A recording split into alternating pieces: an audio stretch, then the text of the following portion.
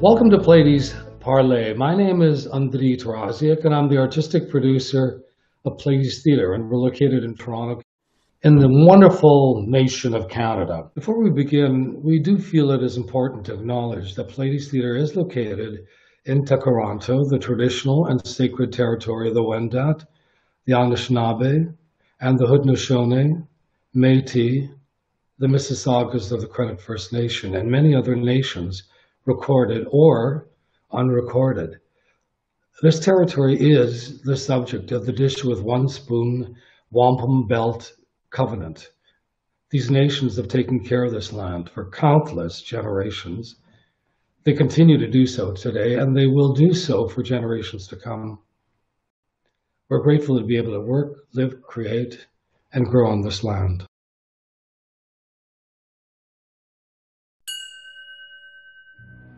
Toronto is home to Indigenous Canadians and people from around the world, and Pleiades gives home to their theatre. Join us as we explore great plays that raise the curtain on some of the rich cultures that make up Canada today. Whether translations or original works, these plays help us to see deeper into the non-English language cultures of Canada. Everything at Pleiades is about cultural encounters and bridging cultural divides. What could be more Canadian? Today's Pleiades Parler is with Ash Knight.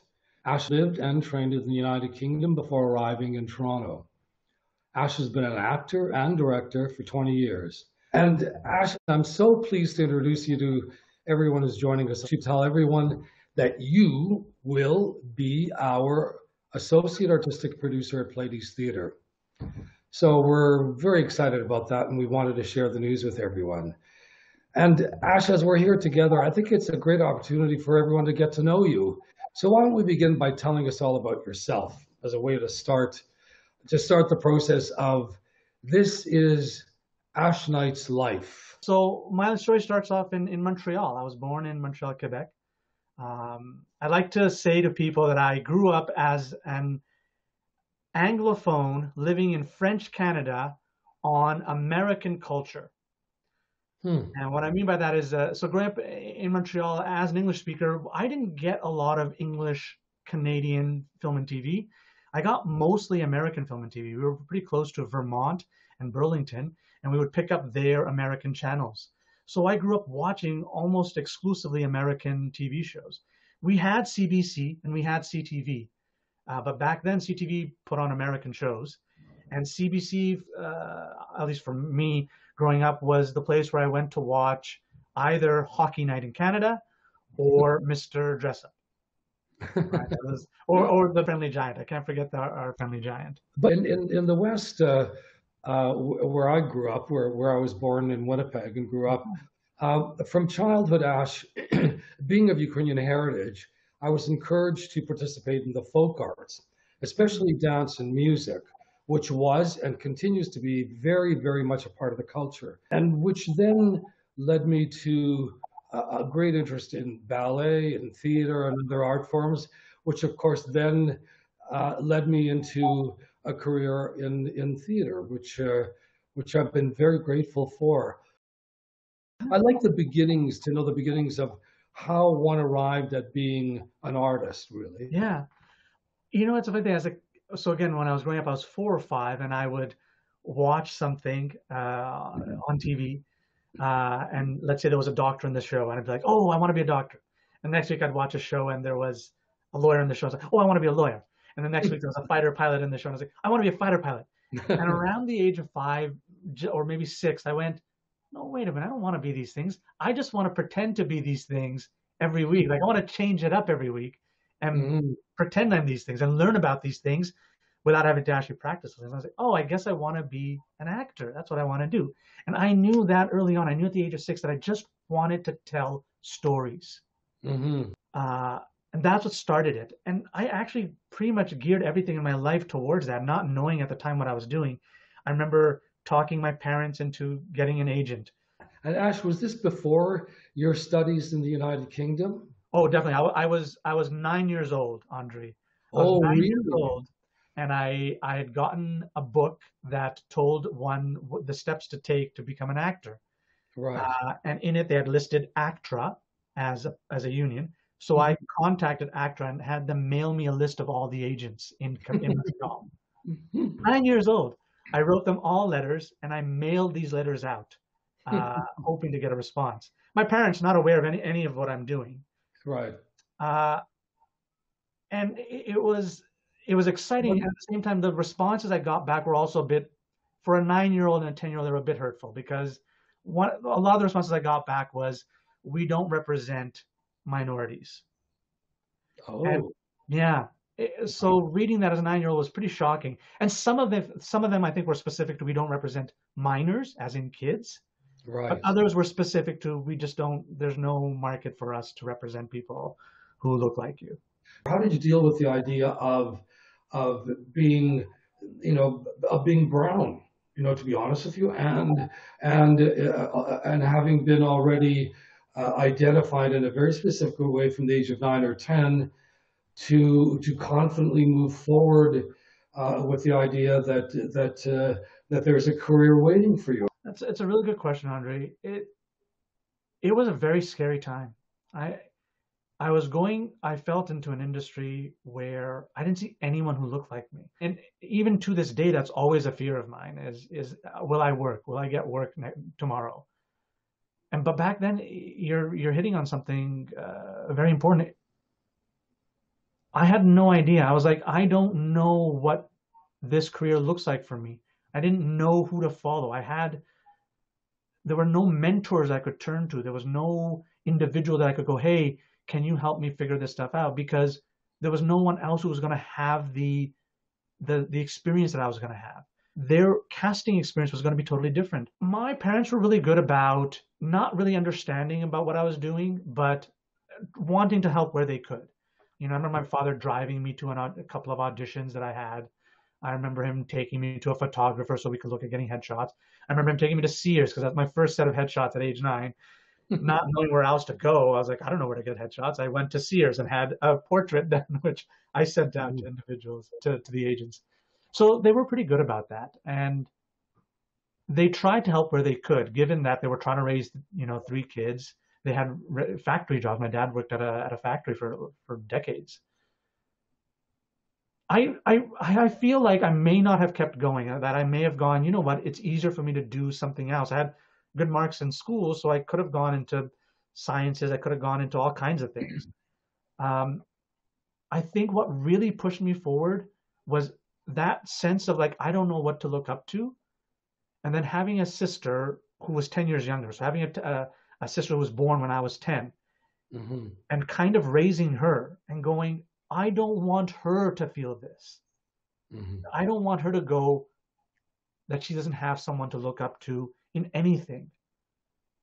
And I think that pushed me. That made me go, I've got to do this so that the next generation, so that my kids do have someone to look up to. And even if I'm not a superstar, at least they'll see, hey, it's possible to make a living as an actor and look the way Ash looks. And I think many can appreciate the context you're providing. My parents were born in Ukraine, and there were 3 of us, 3 siblings. And as your parents, my mother and father were working class, factory, my father, and they worked hard. And the idea was to provide for their, the children, the family, and to so that the next generation of their lives would be improved. But nowhere in their scheme of things did they see an artist coming from, from that context. Like you, I had excellent marks. I had excellent academic possibilities. And in fact, any number of scholarships that came my way after I'd completed my Bachelor of Science in Winnipeg. And then there was a turning point. I felt in my case, I go on with a master's, a doctorate program in immunology, which was an interest to me, or medicine.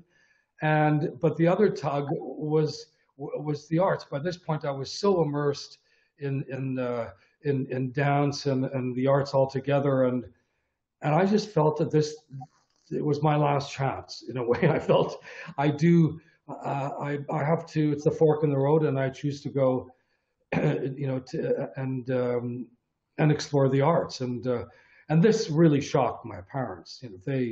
They saw a doctor in the midst. They did not see they did not see an artist. But soon enough they saw how compelled I was, and over time they threw their support behind me.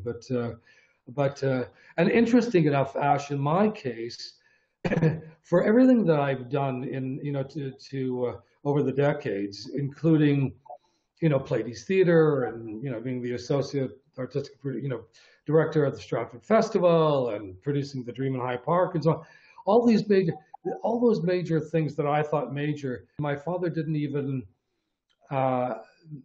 he noticed, but it was like it didn't make a difference to him until I did a collective with Canadians of Ukrainian heritage, first, second, third generation, that included Luba Goy from the Air Farce and Mimi Kuzik, who's on a number of series right now on television, and Peter Boretsky, who was a wonderful actor, both classical and contemporary.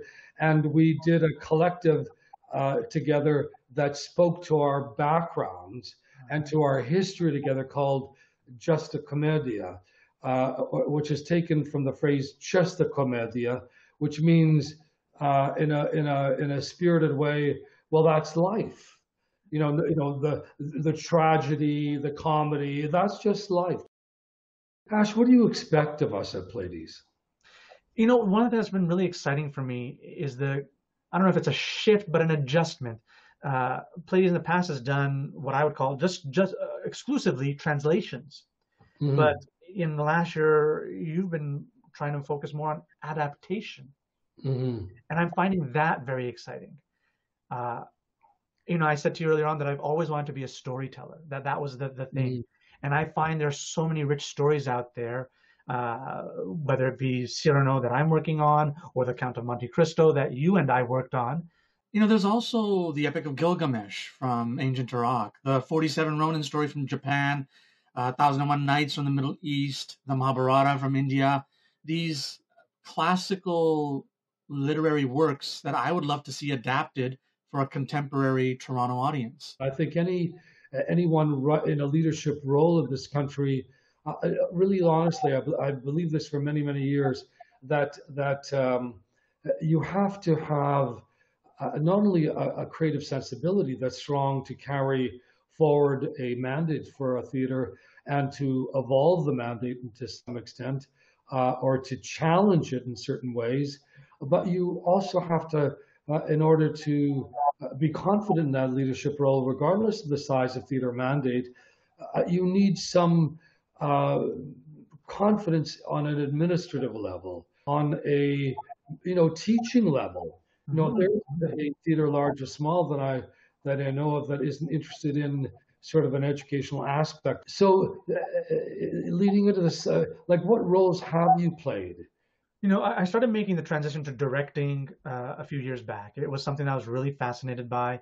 I like the idea of breaking things down and figuring things out. That analytical side of my brain is quite fulfilled by the directing aspect. So I started doing that a few years ago. But even before then, ever since my time at Stratford with you, so for the last, I guess going on now 16, 17 years, I was doing education workshops with the festival, going into schools, working on Shakespeare, going into universities, working on Shakespeare text and how to analyze it. So that's been going on for over a decade now, where I was doing teaching. And I've been doing more and more of that. I've also been teaching dramaturgy, basic beginner's playwriting. So that's been a part of my sort of tool set for many years. And it was coincidental. It was just a situation where the festival kept asking me back to do those workshops. And I discovered over the years that it was making me a better Shakespearean actor by teaching, by helping others figure out how to analyze and dissect Shakespeare's language. I was sort of reinforcing all the stuff that I had learned when I was in the UK at the Royal Academy of Dramatic Art at RADA, that they had taught me all these things that I kind of knew peripherally. But then when I started teaching people, I was pulling from all of that. And it really embedded it in for me. Ash, it's been so great seeing you on Zoom again. I look forward to seeing you in person in the weeks ahead. We'll of course be zooming in the interval. Thank you so much, Andrey. I'm going to have so many questions for you. Every day will be filled with questions. Ask away. Thank you for your belief in me. Thank you for your trust, and thank you for this opportunity. Okay. Cheers.